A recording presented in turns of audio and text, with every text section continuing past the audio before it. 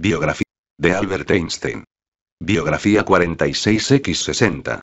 El documento resultante, de 15 páginas y elaborado 2 días después, enumeraba una lista de 34 organizaciones, algunas de ellas supuestamente tapaleras comunistas, a las que Einstein se había afiliado o había prestado su nombre, incluido el propio Comité de Emergencia de Científicos Atómicos.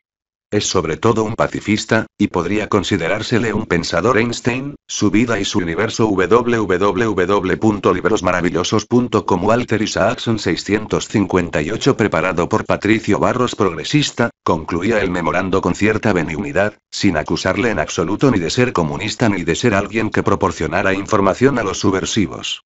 1332. De hecho, no había nada que vinculara a Einstein a ninguna amenaza para la seguridad de Estados Unidos. Una lectura del dossier, no obstante, hace que los agentes del FBI nos recuerden a los ineptos policías de las películas del cine mudo.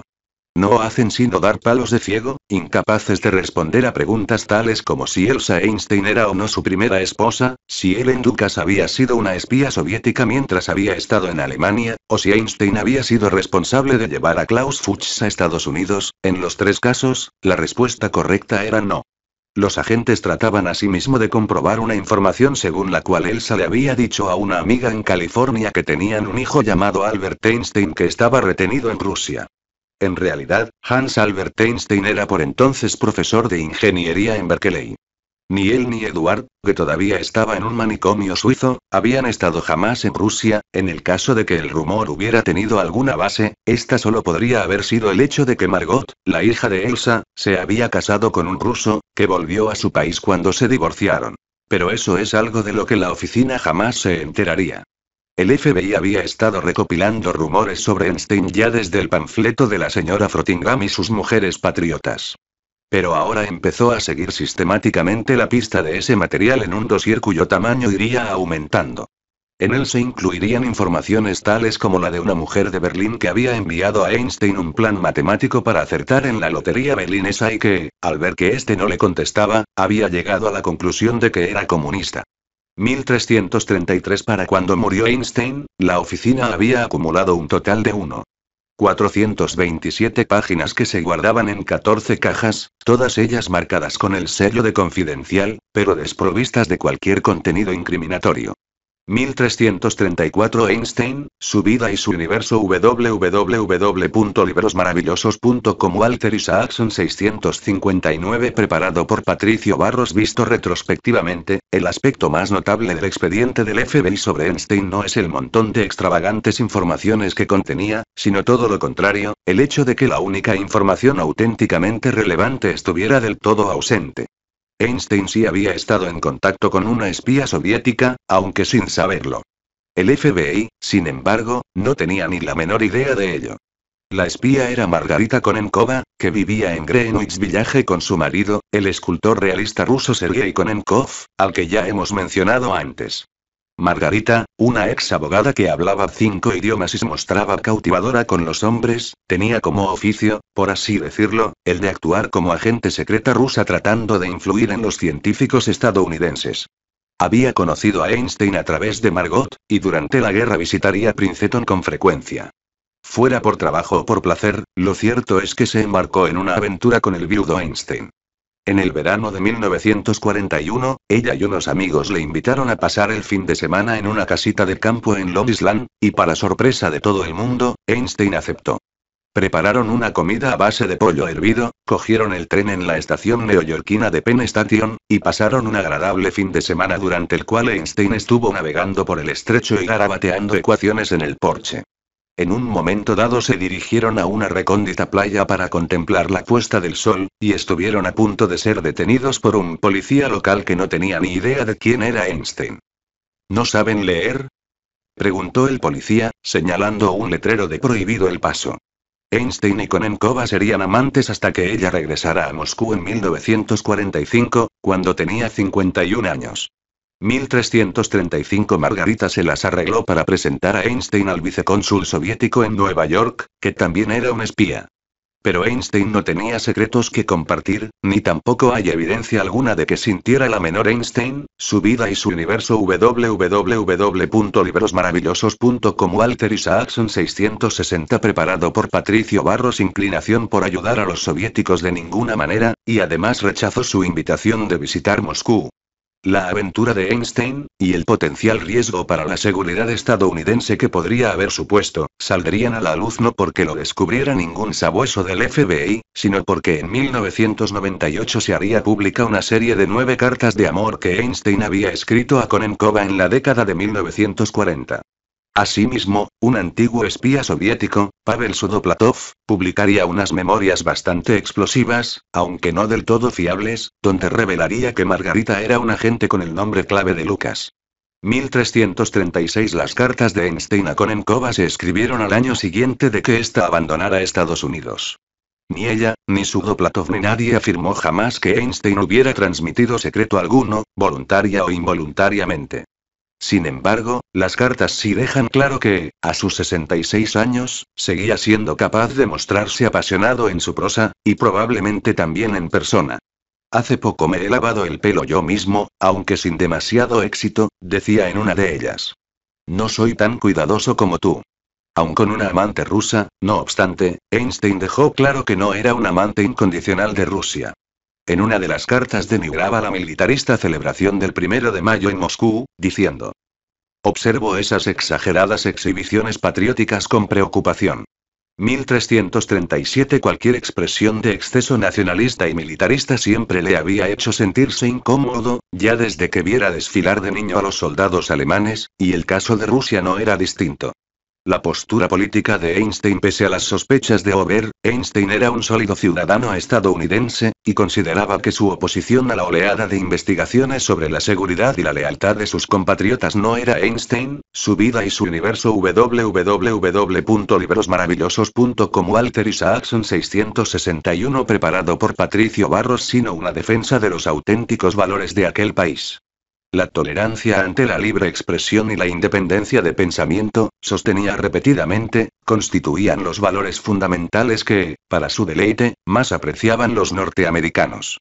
Sus 2 primeros votos en elecciones presidenciales habían sido para Franklin Roosevelt, a quien apoyaba públicamente de manera entusiasta.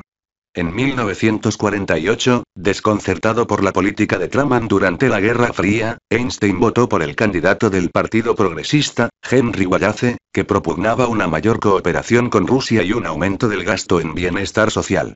Durante toda su vida, Einstein se mantuvo coherente en las premisas fundamentales de su postura política. Ya desde sus días de estudiante en Suiza, había respaldado políticas económicas socialistas moderadas por un poderoso instinto en favor de la libertad individual, la autonomía personal, las instituciones democráticas y la protección de las libertades. Entabló amistad con muchos de los líderes socialistas democráticos de Gran Bretaña y Estados Unidos, como Bertrand Russell y Norman Thomas, y en 1949 escribió un influyente ensayo para el número inaugural de Monthly Review, titulado ¿Por qué el socialismo?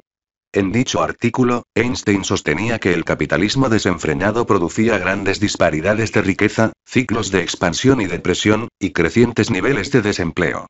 El sistema alentaba el egoísmo en lugar de la cooperación, y la adquisición de riqueza en lugar del servicio a los demás. Se educaba a la gente para hacer carrera antes que para el amor al trabajo y la creatividad. Y los partidos políticos se corrompían por las contribuciones de los dueños del gran capital. Todos esos problemas podían evitarse, afirmaba Einstein en su artículo, mediante una economía socialista, siempre que se la protegiera de la tiranía y la centralización del poder. Una economía planificada, que adaptara la producción a las necesidades de la comunidad, distribuiría el trabajo a Einstein, su vida y su universo. www.librosmaravillosos.com Walter Isaacson 662 preparado por Patricio Barros. Realizar entre las personas aptas para trabajar y garantizaría el sustento a cada hombre, mujer y niño, escribió. La educación del individuo, además de fomentar sus propias capacidades innatas, trataría de desarrollar en él un sentimiento de responsabilidad hacia su prójimo, en lugar de la glorificación del poder y el éxito de nuestra sociedad actual. Einstein añadía, no obstante, que las economías planificadas se enfrentaban al peligro de volverse opresivas, burocráticas y tiránicas, tal como había ocurrido en los países comunistas como Rusia. Una economía planificada puede venir acompañada de la completa esclavización del individuo, advertía. En consecuencia, era importante que los socialdemócratas que creían en la libertad individual afrontaran dos preguntas fundamentales. Dada la exhaustiva centralización del poder político y económico, ¿cómo se puede evitar que la burocracia se haga todopoderosa y omnipresente? ¿Y cómo pueden protegerse los derechos del individuo? 1338. Ese imperativo, el de proteger los derechos del individuo, constituía el principio político fundamental de Einstein. El individualismo y la libertad eran necesarios para que florecieran el arte y la ciencia creativas. Personal, política y profesionalmente, le repugnaba cualquier clase de restricción. De ahí precisamente que alzara su voz contra la discriminación racial en Estados Unidos. En Princeton, en la década de 1940, seguía habiendo segregación racial en los cines, no se permitía a los negros probarse los zapatos ni la ropa en los grandes almacenes, y el periódico estudiantil declaraba que la igualdad de acceso de los negros a la universidad era un noble sentimiento, cuyo momento no había llegado todavía. 1339. Como judío criado en Alemania, Einstein era extremadamente sensible a aquella discriminación. Cuanto más estadounidense me siento, más dolor me causa esta situación, escribiría en un ensayo titulado La cuestión de los negros para la revista Pageant. Solo denunciándola en voz alta puedo escapar a la sensación de ser cómplice de ella. 1340. Einstein, su vida y su universo. www.librosmaravillosos.com. Walter Isaacson 663. Preparado por Patricio Barros. Aunque raramente acudía a recibir en persona los numerosos títulos honorarios que se le ofrecían, Einstein hizo una excepción cuando fue invitado por la Universidad Lincoln, una institución de color de Pensilvania. Vestido con su andrajosa chaqueta gris de espiga, salió a la pizarra y repasó sus ecuaciones de la relatividad para los estudiantes, y más tarde pronunció un discurso de graduación en el que denunció la segregación como una tradición estadounidense que se transmite de manera acrítica de generación en generación. 1341. Como si quisiera romper aquella pauta, Einstein quiso conocer al hijo de 6 años de Horace Bonn, el presidente de la universidad.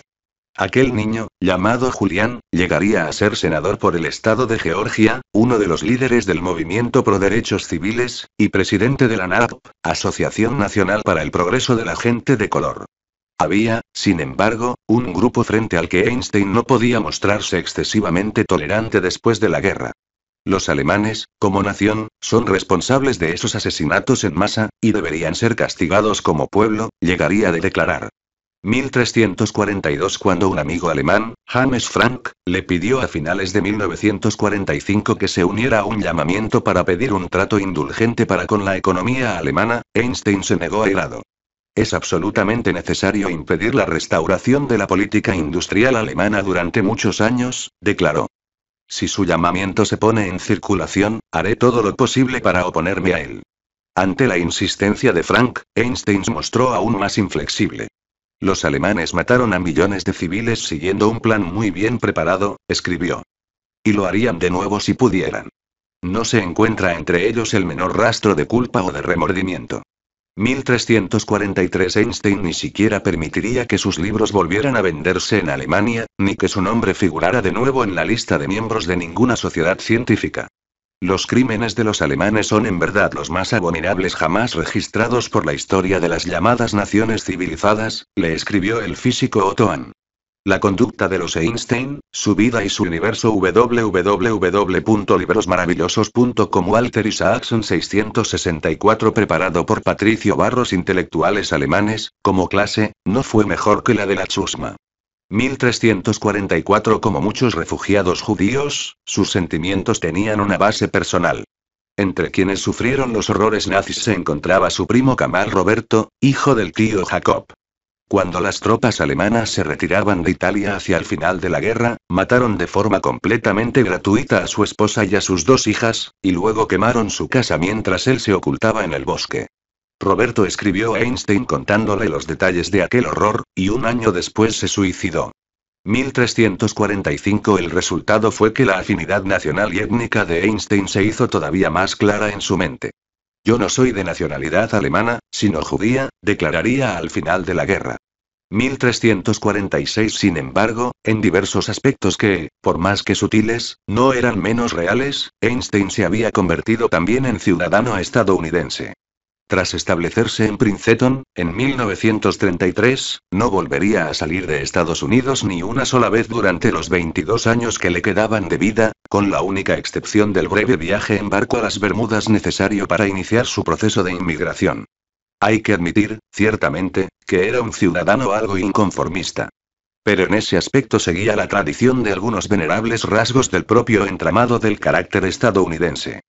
Ferviente defensor de las libertades individuales, a menudo crítico con la interferencia del gobierno, receloso frente a las grandes concentraciones de riqueza, y partidario del ideal internacionalista que obtendría el favor de los intelectuales norteamericanos después de las dos grandes guerras del siglo XX.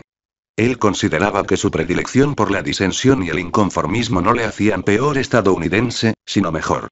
El día de su naturalización como ciudadano de ese país, en 1940, Einstein había hablado de esos mismos valores en una entrevista radiada.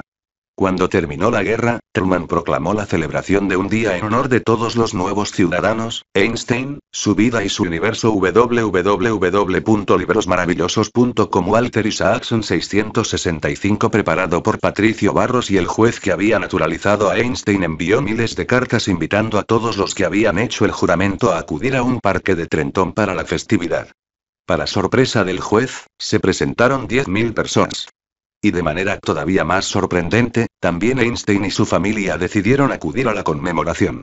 Durante la ceremonia, Einstein permaneció sentado, sonriendo y saludando con la mano, y con una niña pequeña en las rodillas, contento de ser una pequeña parte de aquella celebración de la ciudadanía estadounidense. 1347. Einstein, su vida y su universo. www.librosmaravillosos.com. Walter Isaacson 666. Preparado por Patricio Barros. Capítulo 23. Un hito. 1948-1953. Con el primer ministro israelí David Ben Gurion en Princeton, 1951. Contenido. La búsqueda interminable. El león en invierno. La presidencia de Israel. La búsqueda interminable. Los problemas del mundo eran importantes para Einstein, pero los problemas del cosmos le ayudaban a tomar distancia de los asuntos terrenales. Aunque apenas producía nada de trascendencia científica, la física, antes que la política, seguiría siendo su empresa decisiva hasta el día de su muerte. Una mañana, mientras se dirigía andando al trabajo acompañado de su ayudante científico y colega en la defensa del control de armamento Ernst Strauss, Einstein reflexionaba sobre su capacidad para repartir su tiempo entre los dos ámbitos. Pero nuestras ecuaciones son mucho más importantes para mí. Einstein, su vida y su universo. www.librosmaravillosos.com. Walter Isaacson 667. Preparado por Patricio Barros, añadiría. La política trata del presente, pero nuestras ecuaciones tratan de la eternidad. 1348. Einstein se había jubilado oficialmente de su puesto en el Instituto de Estudios Avanzados al acabar la guerra, cuando cumplió los 66 años. Pero seguía trabajando allí cada día en un pequeño despacho, y seguía contando con la ayuda de leales asistentes dispuestos a proseguir la que había pasado a verse como su pintoresca búsqueda de una teoría del campo unificado.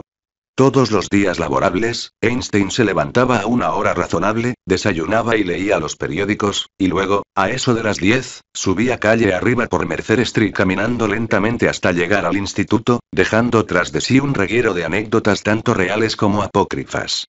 Su colega Abraham Pais recordaría una ocasión en la que un coche chocó contra un árbol después de que el conductor hubiera reconocido de repente el rostro del venerable anciano que caminaba por la calle, con su gorra de punto de lana negra firmemente plantada sobre su larga cabellera blanca. 1349. Poco después de que terminara la guerra, J. Roberto Oppenheimer llegó de Los Álamos para asumir la dirección del instituto. Un brillante físico teórico que filmaba como un poseso, se había revelado lo bastante carismático y competente como para convertirse en un estimulante líder para los científicos que habían construido la bomba atómica. Con su encanto y su ingenio mordaz, tendía a crearse tantos acólitos como enemigos, pero Einstein no encajaba en ninguna de ambas categorías. Él y Oppenheimer se veían mutuamente con una mezcla de diversión y respeto, lo que les permitiría establecer una relación cordial, aunque no estrecha. 1350 Cuando Oppenheimer visitó por primera vez el instituto, en 1935, lo calificó como una casa de locos llena de solipsistas lumbreras que brillan en una triste y distanciada desolación. En cuanto a la mayor de aquellas lumbreras, Oppenheimer declaraba: Einstein está completamente chiflado, aunque al parecer lo decía en un sentido cariñoso. 1351 Einstein, su vida y su universo www.librosmaravillosos.com Walter Isaacson 668 Preparado por Patricio Barros. Una vez se hicieron colegas, Oppenheimer demostraría tener más mano izquierda a la hora de tratar con sus luminosos subordinados, al tiempo que sus puras se harían más sutiles. Einstein, declararía, representaba un hito, pero no una guía, con lo que quería dar a entender que se le admiraba por sus grandes triunfos, pero que en sus actuales actividades atraía a muy pocos apóstoles, lo cual era cierto. Años después, Oppenheimer daría otra reveladora descripción de Einstein. Siempre hubo en él una poderosa pureza a la vez infantil y profundamente obstinada.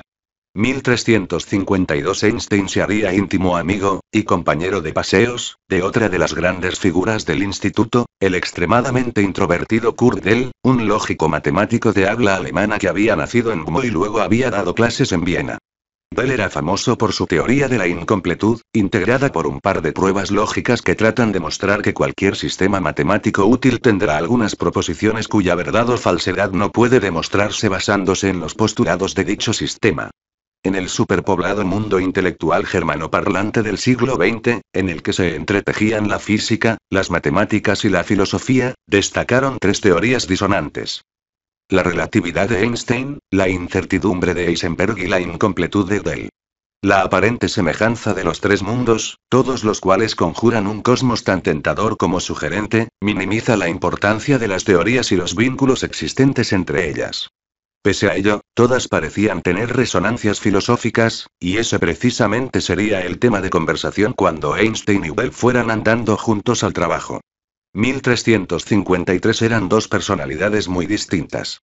Einstein estaba lleno de buen humor y de sagacidad, dos cualidades de las que carecía Gödel, cuya intensa lógica en ocasiones se imponía al sentido común.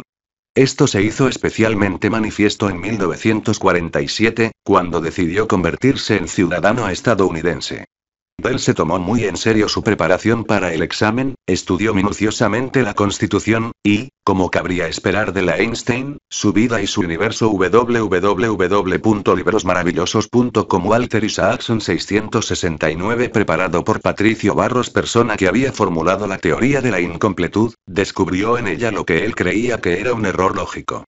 Había una incoherencia interna, insistía, que podía permitir que el gobierno entero degenerara en una tiranía.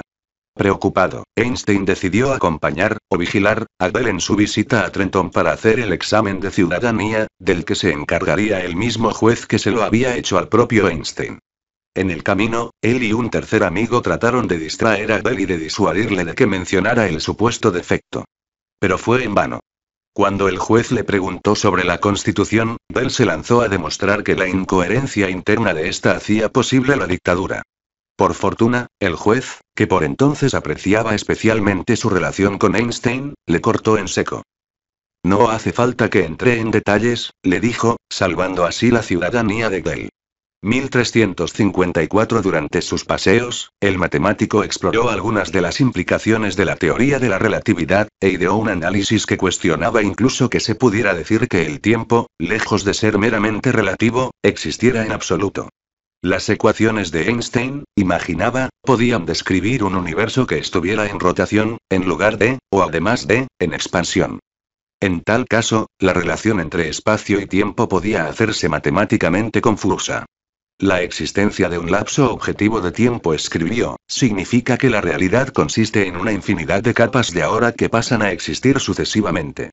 Pero si la simultaneidad es algo relativo, cada observador tiene su propio conjunto de ahoras, y ninguna de esas diversas capas puede atribuirse la prerrogativa al lapso de tiempo objetivo. 1355 Como resultado, sostenía Gödel, era posible viajar en el tiempo. Haciendo un viaje circular en un cohete que trazara una curva lo suficientemente amplia, es posible en esos mundos viajar a cualquier región del pasado, el presente y el futuro, y luego volver. Tal cosa resultaría Einstein, su vida y su universo. www.librosmaravillosos.com Walter Isaacson 670 preparado por Patricio Barros. Absurda, señalaba, ya que podíamos volver atrás y charlar con una versión más joven de nosotros mismos, o lo que resulta aún más molesto, que nuestra versión más vieja venga a charlar con nosotros.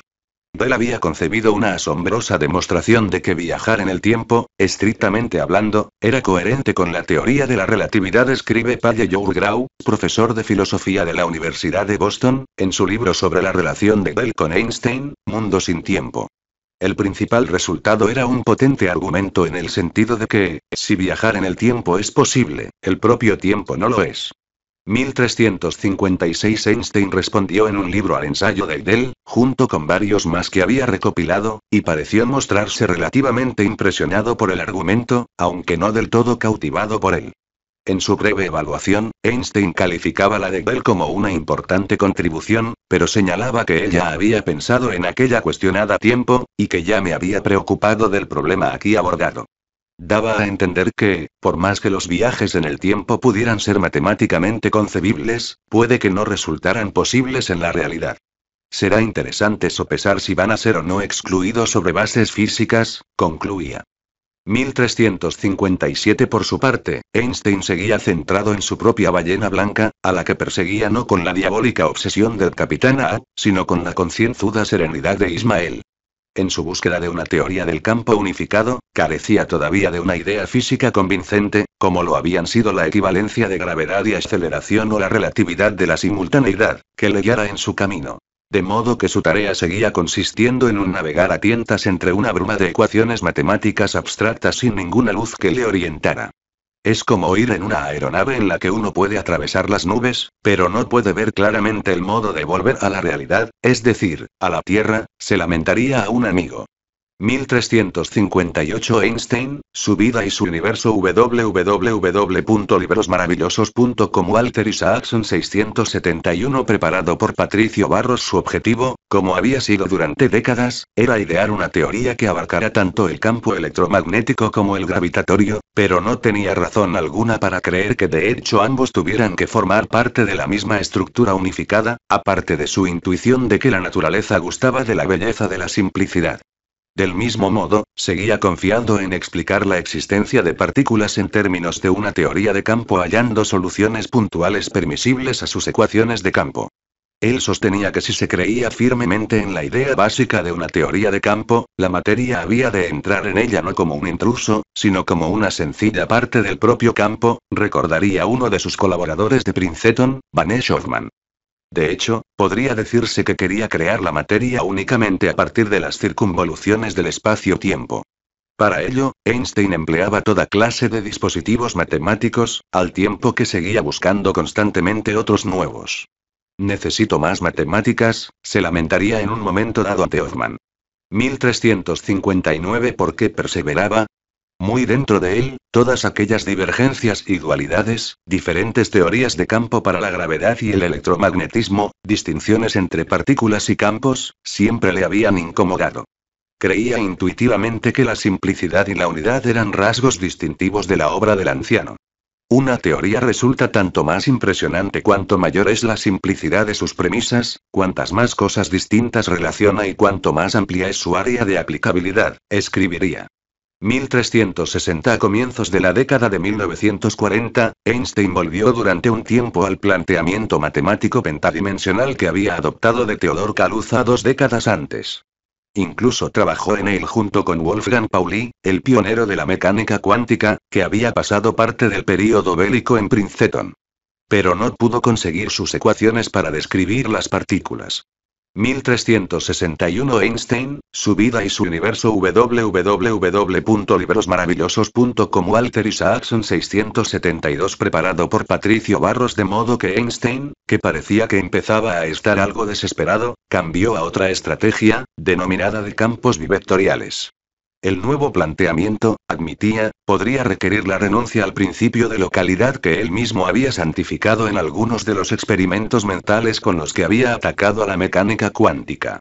1362 En cualquier caso, no tardaría en ser también abandonado. La estrategia final de Einstein, que trataría de aplicar durante los últimos 10 años de su vida, no sería sino la resurrección de una que había probado ya en la década de 1920. Esta estrategia empleaba una métrica de Riemann que no se presuponía simétrica, lo que abría el camino al uso de 16 magnitudes. Se empleaban 10 combinaciones de ellas para la gravedad y el resto, para el electromagnetismo. Einstein envió las primeras versiones de este trabajo a su antiguo colega Schrödinger. No se las envío a nadie más, puesto que usted es la única persona que conozco que no lleva anteojeras con respecto a las cuestiones fundamentales de nuestra ciencia, le escribió. La tentativa depende de una idea que de entrada parece anticuada e improductiva, la introducción de un tensor asimétrico. Pauli se burló de mí cuando le hablé de ella. 1363 Schrödinger pasó 3 días revisando el trabajo de Einstein y luego le escribió para decirle lo impresionado que estaba. Anda usted tras una pieza de caza mayor, le dijo. Einstein se mostró entusiasmado por aquel apoyo.